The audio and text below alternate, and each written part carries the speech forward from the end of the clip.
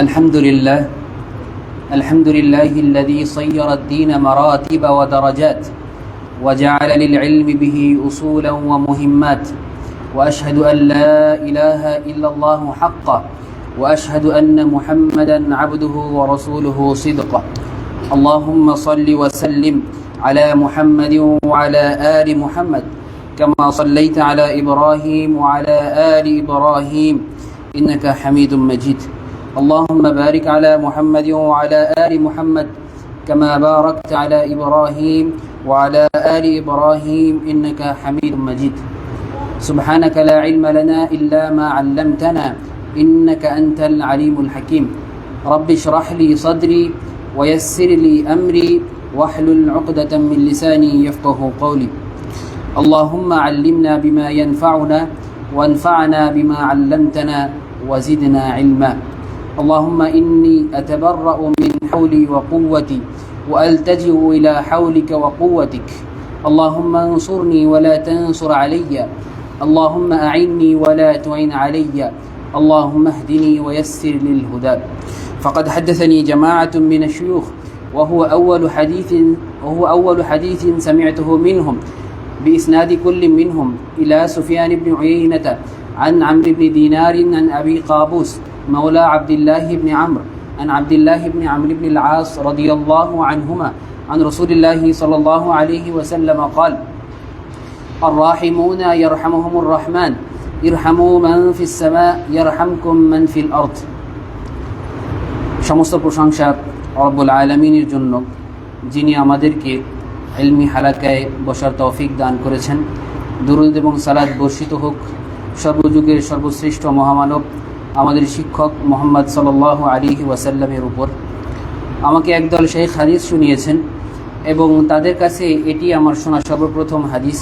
তারা প্রত্যেকেই সুফিয়ান ইবনে উয়াইনা রাহিমাহুল্লাহ থেকে বর্ণনা করেছেন, তিনি আমর ইবনে দিনার থেকে বর্ণনা করেছেন, তিনি আবু কাবুস থেকে বর্ণনা করেছেন, তিনি আব্দুল্লাহ ইবনু আমর ইবনুল আস রাদিয়াল্লাহু আনহুমা থেকে বর্ণনা করেছেন, তিনি রাসূলুল্লাহ সাল্লাল্লাহু আলাইহি ওয়াসাল্লাম থেকে বর্ণনা করেছেন। রাসূল সাল্লাল্লাহু আলাইহি ওয়াসাল্লাম বলেছেন আর রাহিমুনা ইয়ারহামুহুমুর রহমান, যারা দয়ালু অন্যের প্রতি দয়া করে দয়াময় রহমান তাদের প্রতি দয়া করেন। ইরহামু মান ফিল আরদ, যারা পৃথিবীবাসী আছে তাদের উপর তোমরা দয়া করো। ইয়ারহামকুম মান ফিস সামা, তাহলে যিনি আসমানের মালিক তিনি তোমাদের প্রতি দয়া করবেন। আর অন্যতম একটি দয়া হচ্ছে উস্তাজ কর্তৃক ছাত্রকে দ্বীনের আহকাম তথা বিধিবিধান শিক্ষা দেওয়া এবং তাদেরকে ইয়াকিনের স্তরে উন্নত করা। আজ 7 এপ্রিল 2024, 18 শাওয়াল 1447 হিজরি। আলহামদুলিল্লাহ, আমাদের মাদ্রাসা আবু বকর সিদ্দিক রাদিয়াল্লাহু তাআলা আনহু মাদ্রাসায় বাদ আসর থেকে কিতাব ভিত্তিক দর্সের দ্বিতীয় কিতাব মুখতাসর হায়াতিস সালাফ বাইনাল কওলি ওয়াল আমাল এর দর্স শুরু হতে যাচ্ছে। এর আগে আমরা শেখ বকর আবু যায়েদ রাহিমাহুল্লাহর কিতাব হিলিয়াতুত তালিবিল ইলম এর দর্স শেষ করেছিলাম, ওয়ালিল্লাহিল হামদ। ইনশাআল্লাহ আজ থেকে নিয়মিত সংক্ষিপ্ত মুখতাসর হায়াতিস সালাফ বাইনাল কওলি ওয়াল আমাল এই কিতাবের দর্স শুরু হবে। ওয়া মা তৌফিকি ইল্লা বিল্লাহ। সম্মানিত উপস্থিতি, আল্লাহ সুবহানাহু ওয়া তাআলা আমাদেরকে সৃষ্টি করেছেন এবং আমরা যেন সঠিক পথে চলি এজন্য তিনি যুগে যুগে নবী রাসূলদের পাঠিয়েছেন এবং আমাদের কাছে রাসূলুল্লাহ সাল্লাল্লাহু আলাইহি ওয়াসাল্লামকে পাঠিয়েছেন। তিনি আমাদের জন্য সুন্নাহ রেখে গেছেন এবং পাশাপাশি তিনি আমাদেরকে তিনটা যুগ দান করেছেন, যেই তিনটি যুগের অনুসরণ করতে বলেছেন, যাদেরকে আমরা সংক্ষেপে বলি সালাফ। সালাফদেরকে রাসূল সাল্লাল্লাহু আলাইহি ওয়াসাল্লাম অনুসরণ করতে বলেছেন। বিভিন্ন সময় আমরা এই শব্দটা শুনি, কিন্তু সালাফ কারা এটা অনেক সময় আমাদের জানা থাকে না। আমরা জানি না সালাফ কারা। আমাদের সামনে যে বইটি রয়েছে এই বইয়ে মূলত সালাফদের সংক্ষিপ্ত আলোচনা তুলে ধরা হবে। বিভিন্ন বিষয় যেমন ইলম, আমল, আখলাক, আকিদা, মানহাজ, ইখলাস এই সম্পর্কে সালাফদের কথা এবং কাজ এই বইয়ে তুলে ধরা হবে। আল্লাহ সুবহানাহু ওয়া তাআলা আমাদেরকে সালাফদের যে মানহাজ রয়েছে সেই মানহাজের উপরে চলার তৌফিক দান করুন। ইমাম সুফিয়ান ইবনে উয়াইনা রাহিমাহুল্লাহ বলেছেন, ইনদা যিকরিস সালিহিনা তানজিলুর রাহমা, যখন নেককারদের আলোচনা হয় তখন আল্লাহর পক্ষ থেকে রহমত নেমে আসে। ইমাম আবু হানিফা রাহিমাহুল্লাহ বলেছেন, আল হিকায়াতু আনিল উলামাই ওয়া মাহাসিনিহিম, আলেমদের আলোচনা করা, তাদের ঘটনা উল্লেখ করা এবং তাদের বিভিন্ন ভালো কাজ উল্লেখ করা, এটি আহাব্বু ইলাইয়া মিনাল ফিকহ, এটা আমার কাছে ফিকহ চর্চার থেকেও বেশি পছন্দনীয়। লিআন্নাহা আদাবুল কওম, কারণ আলেমদের সম্পর্কে আলোচনা করা এটা হচ্ছে তাদের আদাব আলোচনা করা, এর মাধ্যমে আমরা আদাব তথা শিষ্টাচার শিখতে পারি। বাদুল মাশায়েখ, কতিপয় শায়েখ উল্লেখ করেছেন, ঘটনাবলী হচ্ছে, সালাফদের ঘটনা হচ্ছে জুনদুম মিন জুনুদিল্লাহ, আল্লাহর একটি বাহিনী। এর মাধ্যমে আল্লাহ সুবহানাহু ওয়া তাআলা তার ওলি যারা আছে, তার প্রিয় বান্দা আছে, তাদের হৃদয়কে মজবুত করেন। রব্বুল আলামিন ইরশাদ করছেন, ওয়া কুল্লান নাকুসু আলাইকা মিন আনবাইর রাসূল, হে নবী মুহাম্মদ সাল্লাল্লাহু আলাইহি ওয়াসাল্লাম, আমি আপনার কাছে বিভিন্ন রসুলদের সংবাদ আপনাকে বলছি, মা নুসাব্বিতু বিহি ফুআদাক, যার মাধ্যমে আমি আপনার হৃদয়কে সুদৃঢ় রাখতে পারি। যখন আপনি পূর্বের যুগের বিভিন্ন রাসূলের জীবনী জানবেন, তখন আপনার জন্য দ্বীনের পথে, দাওয়ার পথে বিভিন্ন কষ্ট সহ্য করা সহজ হয়ে যাবে। এই কিতাব শুরু করার আগে এই কিতাব সম্পর্কে সংক্ষিপ্ত কথা হচ্ছে, এই বইটির লেখক হচ্ছেন শেখ আহমদ ইবনু নাসির আত-তাইয়ার, যিনি সৌদি আরবের একজন আলেম এবং তার অনেক কিতাব রয়েছে। বিশেষ করে শেখুল ইসলাম ইবনু তাইমিয়া রাহিমাহুল্লাহর ব্যাপারে তার অনেক গবেষণা রয়েছে। শেখুল ইসলাম ইবনু তাইমিয়া রাহিমাহুল্লাহর যে তুরাত আছে, তার যে ইলমি ভান্ডার আছে, তিনি এগুলোকে খুব সহজ করে তুলেছেন।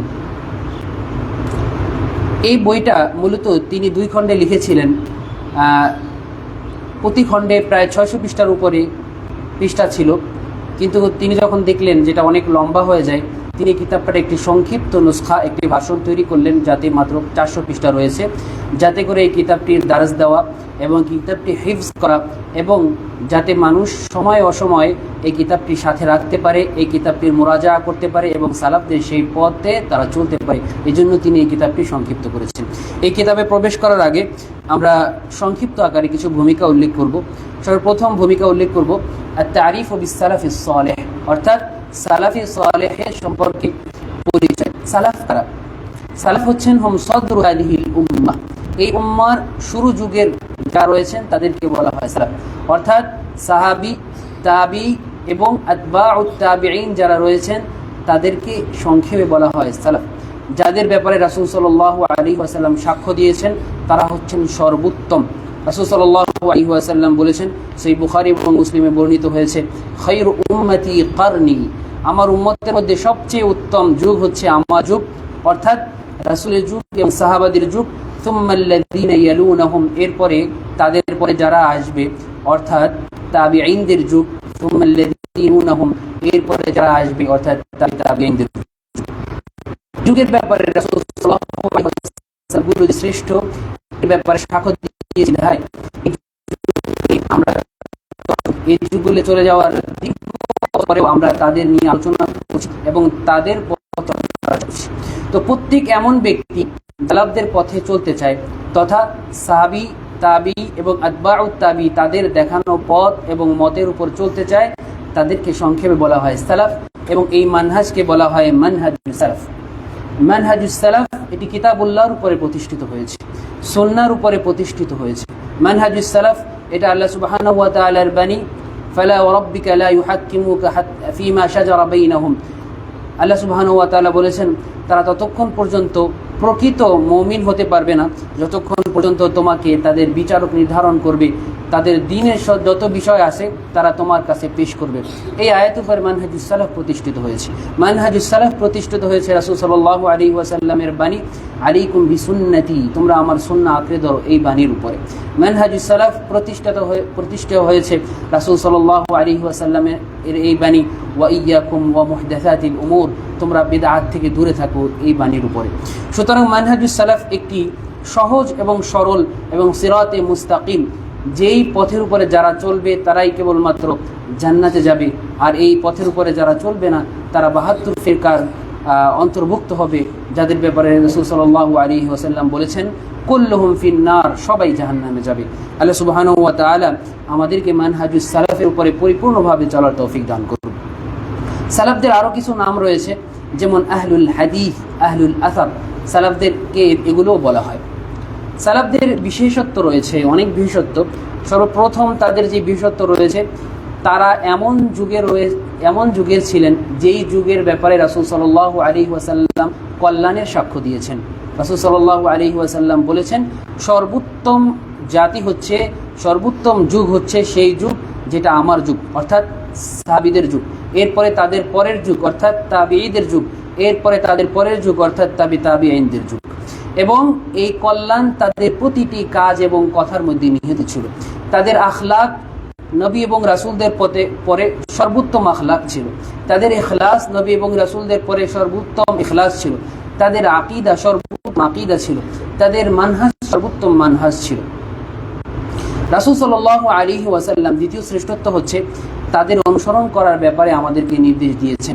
ইমাম তিরমিজি রাহিমাহুল্লাহ তার সুনানে উল্লেখ করেছেন এবং শেখ আলবানী রাহিমাহুল্লাহ হাদিসটিকে সহিহ বলেছেন। রাসূল সাল্লাল্লাহু আলাইহি ওয়াসাল্লাম ইরশাদ করছেন, উসীকুম বিআসহাবি, আমি তোমাদেরকে আমার সাহাবীদের ব্যাপারে ওসিয়াত করছি, তাদের অনুসরণ করার ব্যাপারে আদেশ দিচ্ছি। থুম্মাল্লাযীনা ইয়ালুনাহুম, এবং সাহাবীদের পরে যারা আসবে অর্থাৎ তাবিঈদের অনুসরণের আদেশ দিচ্ছি। থুম্মাল্লাযীনা ইয়ালুনাহুম, এরপরে যারা আসবে তাদের অনুসরণের ব্যাপারে তোমাদেরকে আদেশ দিচ্ছি। আল্লাহ সুবহানাহু ওয়া তাআলা এই কিতাবের মাধ্যমে সর্বপ্রথম আমাকে উপকৃত করুক এবং উপস্থিত সবাইকে উপকৃত করুক। সর্বপ্রথম মুসান্নিফ হাফিজাহুল্লাহ এই কিতাবে আলোচনা করেছেন আল ইলমু ওয়াল উলামা, ইলম এবং আলেমদেরকে নিয়ে। এবং এই অধ্যায়ের মধ্যে সর্বপ্রথম মুসান্নিফ আলোচনা করেছেন তাওকীরুল ইলম ওয়াল ইহতিফাই বিআহলি, অর্থাৎ ইলম এর সম্মান করা এবং যারা আহলুল ইলমের অধিকারী তাদের সম্মান করা।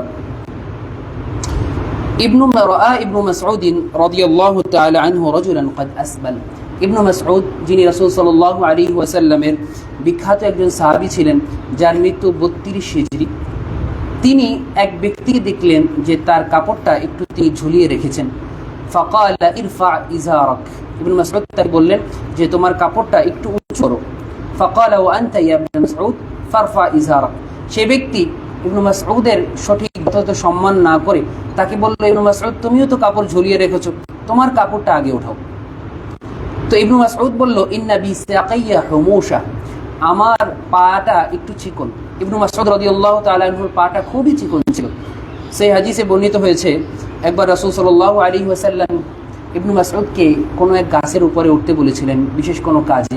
তো যখন তিনি গাছের উপরে উঠলেন, সাহাবারা দেখলো তার পা একেবারে চিকন, পায়ের নলা। তো অনেকে হাসাহাসি শুরু করলেন।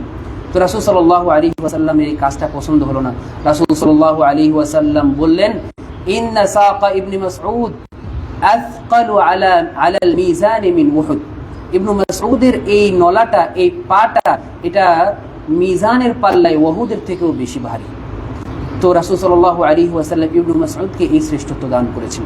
তো ইবনু মাসউদের পাটা যেহেতু অনেক চিকন ছিল, বিধায় উনি ওনার কাপড়টা একটু নিচে নামিয়ে পড়তেন। কিন্তু এই লোকটা তো জানতো না, কিন্তু সে ইবনু মাসউদের সাথে তর্ক বিতর্ক শুরু করে দিয়েছে। ফাবালাগা যালিকা উমর রাদিয়াল্লাহু আনহু, এই কথা যখন ওমর রাদিয়াল্লাহু তাআলা আনহুর কানে গেল যে একজন ব্যক্তি সে ইবনু মাসউদের সাথে তর্ক বিতর্ক করেছে, ফাজাআলা ইয়াদরিবুর রাজুল, সে ওই ব্যক্তিকে মারতে শুরু করলো। মারতে মারতে বলল, ইয়াকুলু আতারুদ্দু আলা ইবনে মাসউদ, তোমার সাহস কি করে হয় যে তুমি ইবনে মাসউদের সাথে তর্ক করো? সময়ত উপস্থিতি, আমরা এই আসারের মাধ্যমে বুঝতে পারি আমাদের যারা বড় রয়েছে, আমাদের যারা উস্তাজ রয়েছে, আমাদের যারা সম্মানের পাত্র রয়েছে, তাদের সাথে কোনো ধরনের তর্ক করা যাবে না। যদি আমরা দেখি যে তিনি কোনো কাজ, এমন কোনো কাজ করছেন যেটা আমার দৃষ্টিতে সঠিক নয়, আমরা তারপরও তর্ক করব না। হতে পারে তার কোনো উযর আছে, অথবা তার এমন ইলম আছে যে ইলমটা আমার নাই। আল্লাহ সুবহানাহু ওয়া তাআলা আমাদেরকে ইলম এবং আহলুল ইলমদের সম্মান রক্ষা করার তৌফিক দান করুক। আজকে দার্স এই পর্যন্তই। وأقول قولي هذا أستغفر الله لي ولكم ولسائر المسلمين سبحانك اللهم وبحمدك أشهد أن لا إله إلا أنت أستغفرك وأتوب إليك.